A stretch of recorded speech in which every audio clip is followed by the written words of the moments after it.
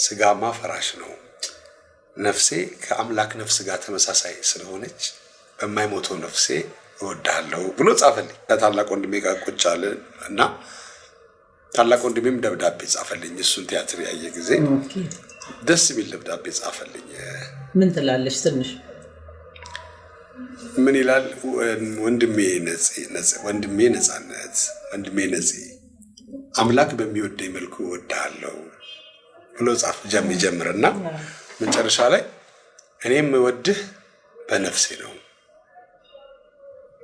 ስጋማ ፈራሽ ነው ነፍሴ ከአምላክ ነፍስ ጋር ተመሳሳይ ስለሆነች በማይሞተው ነፍሴ እወዳለሁ ብሎ ጻፈልኝ። ትልቅ አባባል ነው። ከዛ አምነህበታል ይሄ ልጅ በዚህ ሊኖር ይችላል አለች። አዎ ይችላል አላት። ከዛ እሷ ተቀበለች። ስለዚህ ማዘርም ተቀበለች። ፋዘርም ታዋቂ ሰው ጊዜ በቃ ይሄ ትንሹ ይላል። እኔ እኮ 22 ዓመት ምናምን ሆኖኛል 20 ዓመት ምናምን ሆኖኛል። እኔ የሰዎችን ምክንያት አከብራለሁ፣ የእኔንም ምክንያት አከብራለሁ። ለምሳሌ እኔ እናቴ ቆነጠጠችኝ አሁን ድረስ ይሰማኛል።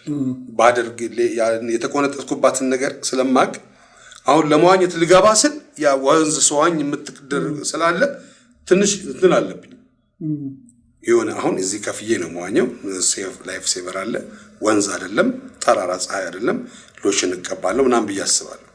ግን ከሷ ጋር ሁሌ ጸቡ እኔ ወንዝ ሄጄ ዋኛለሁ በተራራ ፀሐይ፣ እሷ ደግሞ ካሁን ልጅሽ ውሃ በልቶታል ነይና እሺ ይባላል ብላ ነው የምታስበው። እና በጣም ጸብ ነው በዚህ የተነሳ። እና ያችን ቃል አቃታለሁ የምትለውን ነገር እያንዳንዷን ነገር እሷ የሆነ ነገር ስናገራት አሁን የሰው ፊት የሚነገር ነገር ነው፣ አሁን የሰው ፊት ይወራል አይ ትላለች።